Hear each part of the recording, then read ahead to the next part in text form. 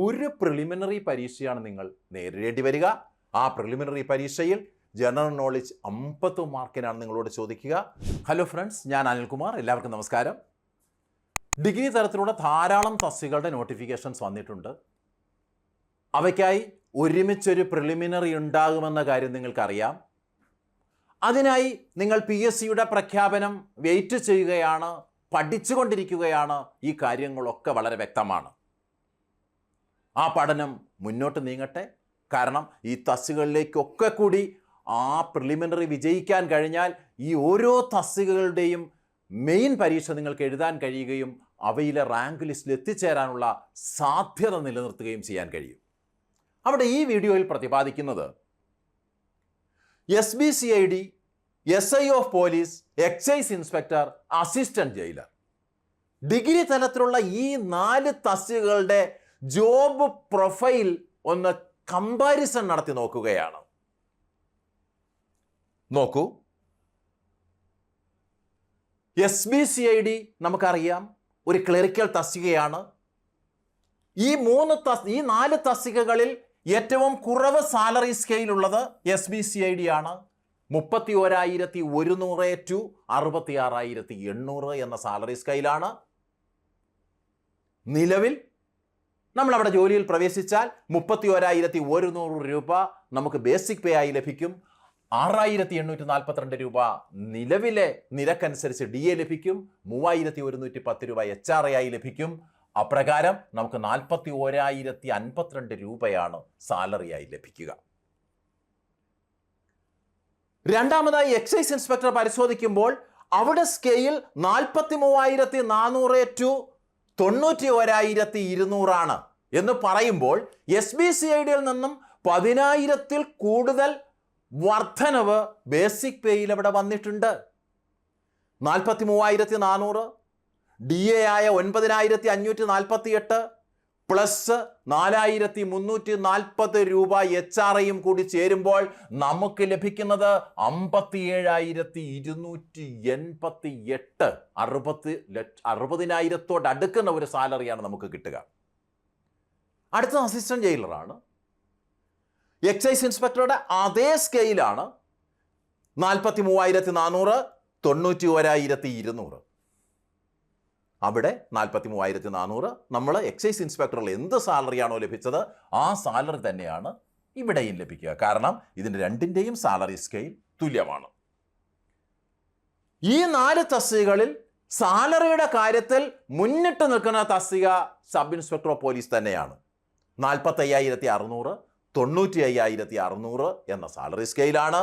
അവിടെ 45,600 രൂപ basic pay കിട്ടുമ്പോൾ 10,032 രൂപ HRA ലഭിക്കുന്നു. 4,500 രൂപയോളം 10,032 രൂപ DA ആയി ലഭിക്കുന്നു. അതുപോലെ തന്നെ 4,560 രൂപ HRA ആയി ലഭിക്കുമ്പോൾ 60,000-ൽ പരമാണ് നമുക്ക് കിട്ടുന്ന ശമ്പളം. 60,192. അപ്പോൾ സാലറിയിലെ ഒരു വ്യത്യാസം ഇതാണ്. ഏറ്റവും കുറവ് സാലറി SBCIDയിലാണ്. ഏറ്റവും കൂടിയ സാലറി നമുക്ക് ലഭിക്കുന്നത് SI ഓഫ് പോലീസിലാണ്. പക്ഷെ ഒരു കാര്യം ശ്രദ്ധിക്കണം, മുന്നോട്ട് നീങ്ങുമ്പോൾ കൂടുതൽ പ്രൊമോഷൻ സ്കോപ്പ് നമുക്ക് വാഗ്ദാനം ചെയ്യുന്നത് എക്സൈസ് ഇൻസ്പെക്ടറാണ്. അതുപോലെ തന്നെ SIയേക്കാൾ കൂടുതൽ നമുക്ക് പ്രൊമോഷൻ സ്കോപ്പ് വാഗ്ദാനം ചെയ്യുന്ന ഒരു തസ്തികയാണ് അസിസ്റ്റന്റ് ജയിലർ. അതുകൊണ്ട് തന്നെ ഇപ്പോൾ SI ഓഫ് പോലീസിൽ നമ്മളെ സംബന്ധിച്ചിടത്തോളം കൂടുതൽ സാലറി തുടക്കത്തിൽ ലഭിക്കുമെങ്കിലും പിന്നീട് അങ്ങോട്ട് നമ്മുടെ സർവീസ് മുന്നോട്ട് നീങ്ങുമ്പോൾ ഇവിടെ നമുക്ക് ലഭിക്കുന്ന സാലറിയേക്കാൾ കൂടുതൽ ഈ 2 ഡിപ്പാർട്ട്മെന്റുകളിലും നമുക്ക് വാങ്ങിക്കാൻ കഴിയും.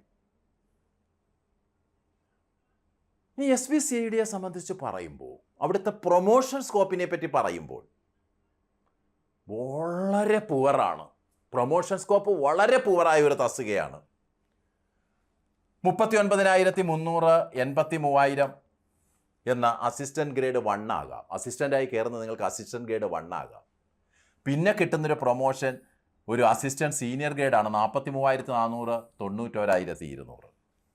തുടർന്ന് നമുക്കൊരു ഗസറ്റഡ് തസ്തികയിലേക്കുള്ളൊരു പ്രൊമോഷൻ അവിടെ ലഭിക്കും. അഡ്മിനിസ്ട്രേറ്റീവ് ഓഫീസർ എന്നുള്ള തസ്തികയാണ്. 59,300, 1,20,900. ഇവിടെ നമ്മൾ മനസ്സിലാക്കേണ്ട കാര്യം, നമ്മൾ മറ്റു 3 തസ്തികകളുമായി നമ്മളതിനെ താരതമ്യം ചെയ്യുമ്പോൾ ഏറ്റവും കുറവ് ശമ്പളവും ഏറ്റവും കുറവ് പ്രൊമോഷൻ സാധ്യതയുമുള്ള ഒരു തസ്തിക SBCID ആണ് എന്ന കാര്യത്തിൽ സംശയമില്ല. പക്ഷെ നമുക്ക് excise inspector, SI of police, assistant jailer ഈ തസ്തികകളിലേക്ക് വരുമ്പോൾ പ്രൊമോഷൻ സ്കോപ്പ് വളരെയുണ്ട്. പ്രത്യേകിച്ചും അതിൽ ഏറ്റവും കൂടുതൽ പ്രൊമോഷൻ സ്കോപ്പ് ഉണ്ടാകുക എക്സൈസ് ഇൻസ്പെക്ടറാണ്. ഒരാൾ ഒരേ ദിവസം എക്സൈസ് ഇൻസ്പെക്ടറായും SI ഓഫ് പോലീസുമായി ജോലിയിൽ പ്രവേശിക്കുന്നുണ്ടെങ്കിൽ തുടക്കത്തിൽ ശമ്പളം കൂടുതൽ SI ഓഫ് പോലീസിനായിരിക്കും. പക്ഷേ പിന്നീട് കുറേ വർഷങ്ങളൊക്കെ കഴിയുമ്പോൾ പ്രൊമോഷൻ്റെ കാര്യത്തിൽ SI ഓഫ് പോലീസിനെ കടത്തി വെട്ടുവാൻ ആർക്ക് കഴിയും? എക്സൈസ് ഇൻസ്പെക്ടർക്ക് കഴിയും. അങ്ങനെ ഒരു സാധ്യത അവിടെ നിലനിൽക്കുന്നുണ്ട്.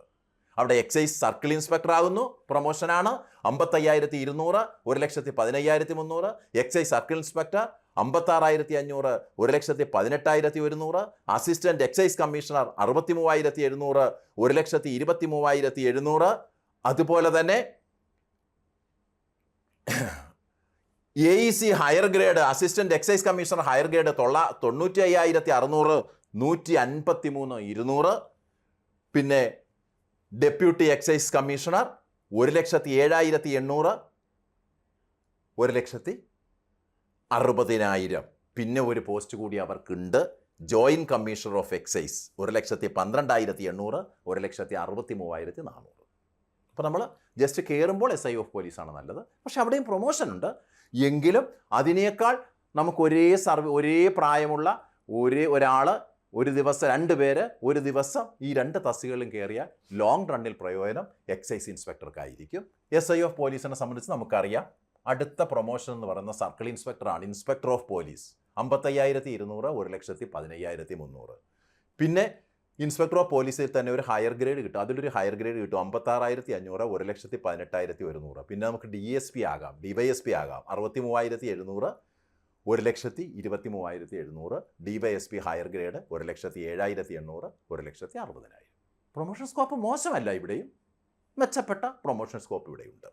അടുത്തത് അസിസ്റ്റന്റ് ജയിലർ ഗ്രേഡ് 1 ആണ്. അവിടെ ഡെപ്യൂട്ടി സൂപ്രണ്ട് 57,200 മുതൽ 1,15,300 വരെ വരുന്ന സ്കെയിലാണ്. രണ്ടാമത്തെ പ്രൊമോഷൻ ജോയിന്റ് സൂപ്രണ്ടാണ്, 63,700 തുടങ്ങുന്ന സ്കെയിലാണ്. പിന്നീട് സൂപ്രണ്ട് എന്നുള്ളൊരു പോസ്റ്റിലേക്ക് നമ്മൾ എത്തുന്നു, 95,600, 1,53,200. അടുത്തത് എന്താണ്?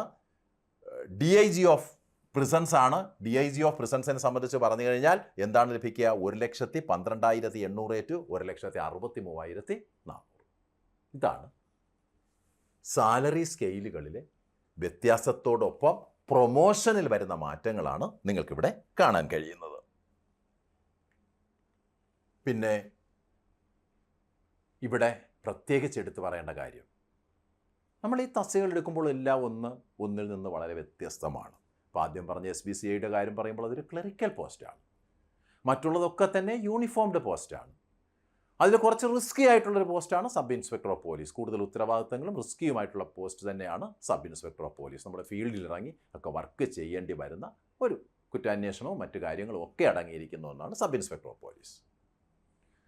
പക്ഷേ ഡിഗ്രി തലത്തിലുള്ള ഈ പറഞ്ഞ തസ്തികകൾ, പിന്നെ യൂണിവേഴ്സിറ്റി അസിസ്റ്റൻറ്റ്, കമ്പനി കോർപ്പറേഷനിലെ അസിസ്റ്റൻറ്റ്, ഈ പറഞ്ഞ ഈ തസ്തികകൾക്കെല്ലാം കൂടി ഒരു പ്രിലിമിനറി പരീക്ഷയാണ് നിങ്ങൾ നേരിടേണ്ടി വരിക.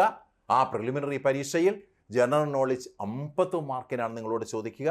Simple arithmetic and mental ability and reasoning 20 mark, general English 20 mark, regional language Malayalam, Kannada or Tamil 10 mark. നിങ്ങൾ എപ്പോഴും ഓർക്കേണ്ട കാര്യം, ഈ ഒരു ഏരിയ നന്നായിട്ട് ശ്രദ്ധിച്ചു കൊള്ളണം. പ്രിലിംസ് കടക്കാൻ ഏറ്റവും നിങ്ങൾ ശ്രദ്ധിക്കേണ്ട ഒരു ഏരിയ എന്തൊക്കെയാണ്? General English, regional language, simple arithmetic. കാരണം അവിടെ ക്വസ്റ്റ്യനിൽ മൊത്തത്തിലൊരു ടഫ്നെസ് നമുക്ക് ഉണ്ടാക്കാൻ കഴിയുന്ന ഒരു ഏരിയ ജനറൽ നോളജാണ്. അങ്ങനെ ജനറൽ നോളജിൽ ക്വസ്റ്റ്യനിലൊരു ടഫ്നെസ് വരുമ്പോൾ അവിടെ നമ്മൾ കുറച്ച് വീക്കായി പോയാലും നമ്മളോടൊപ്പം തന്നെ മറ്റുള്ളവരും വീക്കായിരിക്കും. അവിടെ റാങ്ക് അല്ലല്ലോ ഇവിടെ നിർണ്ണയിക്കപ്പെടേണ്ടത്. ഇവിടെ നമ്മൾ ക്വാളിഫൈ ചെയ്യപ്പെടുക എന്നുള്ളതാണ്. അവിടെ നമ്മൾ ക്വാളിഫൈ ചെയ്യപ്പെടണമെന്നുണ്ടെങ്കിൽ, നമുക്ക് പ്രിലിമിനറിയുടെ ലിസ്റ്റിൽ കടന്നുകൂടണമെന്നുണ്ടെങ്കിൽ ഈ 3 സബ്ജക്റ്റ് നിങ്ങൾ തീർച്ചയായും പരിഗണിച്ചേ പറ്റൂ. അവിടെ എന്തൊക്കെയാണ് വരിക? Simple arithmetic 20 mark, general English 20 mark, regional language 10 mark. അപ്പോൾ അവിടെ നിങ്ങൾ മനസ്സിലാക്കേണ്ട കാര്യം എന്താണ്? അവിടെ നമ്മൾ മനസ്സിലാക്കേണ്ട ഒരു കാര്യമെന്ന് പറയുന്നത് 50 മാർക്ക് 50% ഈ പോർഷൻസ് കവർ ചെയ്യുന്നുണ്ട്. GK-യുടെ കാര്യത്തിൽ നമുക്ക് പറയാൻ പറ്റില്ല. ചിലപ്പോൾ ക്വസ്റ്റ്യൻ ഈസി ആയിട്ട് വരാം, ചിലപ്പോൾ ശരാശരിയാകാം, ചിലപ്പോൾ ടഫാകാം. അതെങ്ങനെയും ആകട്ടെ, ഈസി ആണെങ്കിൽ എല്ലാവരും എഴുതുന്നതോടൊപ്പം നമ്മളും എഴുതും. ടഫാണെങ്കിൽ എല്ലാവർക്കും അത് ടഫായി തീരും. പക്ഷേ ആ ഒരു സാഹചര്യത്തിൽ നിങ്ങളെ എപ്പോഴും ഈ ലിസ്റ്റിലേക്ക് കടക്കാൻ സഹായിക്കുന്ന ഒരു ഏരിയയാണ്. ഈ ഏരിയയിൽ വീക്കായിട്ടുള്ളവർ അതുകൂടി ഒന്ന് മെച്ചപ്പെടുത്തിക്കൊണ്ട് നമുക്ക് പ്രിലിമിനറി കടക്കണം. അടുത്ത തലത്തിൽ നമ്മളങ്ങോട്ട് പഠിച്ച് മുന്നോട്ട് പോയാൽ ഈ പറയുന്ന എല്ലാ ലിസ്റ്റും 6-7 തസ്തികകളാണ് പ്രധാനപ്പെട്ട തസ്തികകൾ. ഇവയിലൊക്കെ റാങ്ക് ലിസ്റ്റ് നിങ്ങൾക്ക് എത്താൻ കഴിയുകയും നിങ്ങൾക്ക് ഇഷ്ടപ്പെട്ട ജോലിയിലേക്ക് പ്രവേശിക്കാൻ കഴിയുകയും ചെയ്യും. പിന്നെ GK സംബന്ധിച്ച് പറഞ്ഞാൽ അവിടെ ഹിസ്റ്ററി ഉണ്ട്, ജോഗ്രഫി ഉണ്ട്, എക്കണോമിക്സ് ഉണ്ട്, സിവിക്സ് ഉണ്ട്, ഇന്ത്യൻ കോൺസ്റ്റിറ്റ്യൂഷൻ ഉണ്ട്, arts, literature, culture and sports ഉണ്ട്, ബേസിക് കമ്പ്യൂട്ടർ ഉണ്ട്. പ്രിലിംസിൻ്റെ സിലബസ് എന്ന് പറയുന്നത് 2025 PSC നടത്തിയ അതേ സിലബസ് തന്നെ ആയിരിക്കും. എന്തായാലും PSC ഉടൻ തന്നെ ഇതിൻ്റെ ഡേറ്റ് പ്രഖ്യാപിക്കും. അതോടൊപ്പം തന്നെ സിലബസിൽ മാറ്റമൊന്നും ഉണ്ടാകാൻ സാധ്യതയില്ല, പഴയ സിലബസ് തന്നെ ആകാനാണ് സാധ്യത. ആ സിലബസും പ്രസിദ്ധീകരിക്കപ്പെടും. അപ്പോൾ ഇനി പന്തെന്ന് പറയുന്നത് നമ്മുടെ കോർട്ടിലാണ്. എനിക്കറിയാം, നിങ്ങളിപ്പോൾ വളരെയധികം പഠിച്ച് മുന്നേറി കഴിഞ്ഞിട്ടുണ്ട്. ആ പഠനം ആ ഒരേ നിലവാരത്തിൽ തന്നെ മുന്നോട്ട് കൊണ്ടുപോവുക. അങ്ങനെ മുന്നോട്ട് പോകുമ്പോൾ മെയിൻ പരീക്ഷയും നിങ്ങളുടെ മുന്നിൽ ഉണ്ടാവണം. അപ്പോൾ ഇത് നിങ്ങൾ കുറേയൊക്കെ പഠിച്ച് പിന്നിട്ടിട്ടുണ്ടെങ്കിൽ മെയിൻ പരീക്ഷയ്ക്ക് വേണ്ടി വരുന്ന സ്പെഷ്യൽ ടോപ്പിക്കുകളും ഇതോടൊപ്പം തന്നെ കുറേശ്ശെയായി പഠിച്ച് മുന്നോട്ട് നീങ്ങിക്കഴിഞ്ഞാൽ അവിടെ പ്രിലിംസ് പരീക്ഷ കഴിഞ്ഞ് പിന്നീട് നമുക്ക് ആ ഒരു റിസൾട്ട് വരുന്നതിനുള്ളൊരു ഇടവേള പഠിക്കാൻ ലഭിക്കുന്നുണ്ട്.